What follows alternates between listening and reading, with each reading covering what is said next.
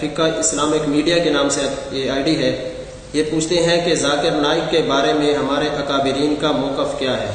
بسم اللہ الرحمن الرحیم، نحمدہ ونصلی ونسلم علی رسولہ الکریم، اما بعد۔ میرے بھائی، ڈاکٹر ذاکر نائک ڈاکٹر ہیں، پی ایچ ڈی نہیں، MBBS۔ انہوں نے یہی کام کرنا تھا، لیکن وہ بیٹھ گئے ہیں مسئلے چیک کرنے۔ اگر آپ ان کی بات ماننا چاہتے ہیں، غیر مذہب پہ ان کو مطالعہ ہے، وہاں پر جا کر آپ ان سے پوچھ لیجئے، نو پرابلم۔ لیکن جب اسلام کے بارے میں وہ کوئی رائے دیں تو اہل حق علماء کرام سے ان کے بارے میں پوچھ لیا کریں، کیونکہ وہ مسئلے بالکل غلط بتاتے ہیں، فتوے ان کے غلط ہیں، بعض جگہ تو بالکل نامناسب اور گستاخی کے درجے تک باتیں موجود ہیں۔ نمبر 1، حضرت عمر رضی اللہ تعالیٰ عنہ کا فتویٰ ایک بار انہوں نے ذکر کیا اور کہا حضرت عمر کے فتوے کو ہم چیک کریں گے، قرآن اور حدیث کے مطابق ہوگا تو لیں گے ورنہ چھوڑ دیں گے۔ ہم نے کہا حضرت عمر علیکم بسنتی و سنت الخلفاء الراشدین میں داخل ہیں۔ ذاکر نائک کی حیثیت کہ وہ حضرت عمر رضی اللہ عنہ کے فتوے کو چیک کرے، آج کے بندے کا کام ہے۔ اسی طرح ایک جگہ پہ جا کر وہ حضرت حسین رضی اللہ عنہ کی جنگیں، یعنی کہ وہ مارکہ کربلا کے بارے میں ایک لفظ کہتے ہوئے کہتے ہیں that is a political fight, انا للہ و انا الیہ راجعون۔ کیا یہ قبائلی جنگ ہے؟ نعوذ باللہ، یہ 2 شہزادوں کی جنگ ہے۔ یزید کے لیے بہت اچھے الفاظ وہ استعمال کرتے ہیں، یزیدی ہے، ہم حسینی ہیں، اس لیے تھوڑا سمجھ کر استعمال کیا کرو۔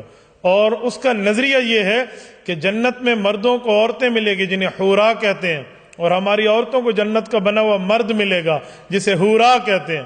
ہمارے مردوں کو جنت کی بنی ہوئی حور ملے گی اور عورتوں کو جنت کا بنا ہوا مرد ملے گا۔ آپ دیکھ لیں اسلام میں حقوق نسواں صفحہ 58 ان کا باقاعدہ نظریہ موجود ہے۔ تو آپ یہ سمجھتے کہ آپ کی بیویوں کو جنت میں جا کر کوئی مرد ملے گا، جو کہہ رہا ہے اس کی بیوی کو ملے گا، ہماری بیویوں کو تو ہم خود ملیں گے۔ کیسے عنوانات کی بات کر رہا ہے؟ اور ان کے نزدیک تو پتہ نہیں مینڈک تک ساری چیزیں حلال ہیں۔ اس دن مجھے ایک ذاکر نائک سے متاثر پروفیسر ملے، ہاں جی مولویوں کا ذاکر نائک سے کیا پھڈا ہے؟ میں نے کہا جی مولویوں کا نہیں ہے، بات ایک ہی ہے، جب آپ حلال کا لیبل لگا کر حرام بیچو گے تو علماء کو اعتراض ہوگا۔ آپ جب مسئلہ دین کا نام لے کر پھیلاتے ہیں اور اس میں صحابہ کرام رضی اللہ عنہ اجمعین کے فیصلے کے خلاف جملہ کہیں گے تو علماء اس پر آبجیکشن کریں گے۔ میں نے اسے کہا آپ ذاکر نائک کو پسند کرتے ہیں؟ کہتے جی ہاں۔ میں نے کہا آپ کل میرے پاس ناشتہ کر لیں، تو کہتے ہیں کیا کھلاؤ گے؟ میں نے کہا مینڈک فرائی کر کے کھلاؤں گا، فراگ روسٹ۔ کہتے وہ کیوں؟ میں نے کہا ذاکر نائک نے کہا یہ مجھے پسند ہے، بالکل حلال ہے، جائز ہے۔ جب آپ کے مولوی کو آپ کے مولوی تو نہیں، آپ کے ڈاکٹر کو پسندیدہ لگ رہی ہے تو آپ کھائیں۔ میں جن علماء کو لائک کرتا ہوں ان کی چیزیں مجھے بھی لائک ہے، تو جن کو آپ لائک کرتے ہیں ذرا دیر دے ناشتہ کھاؤ۔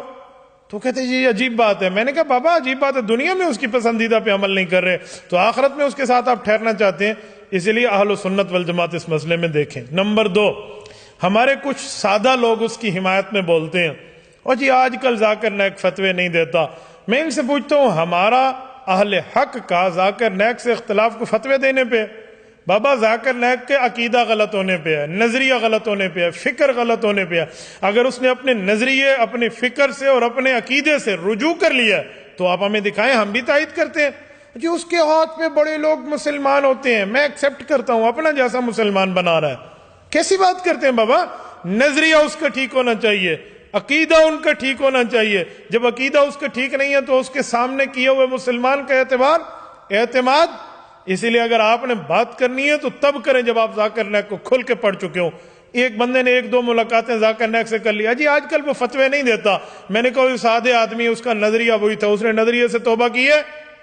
اب سوال گندم جواب چنا ہے، تو اب اس بارے میں خاموشی ہے۔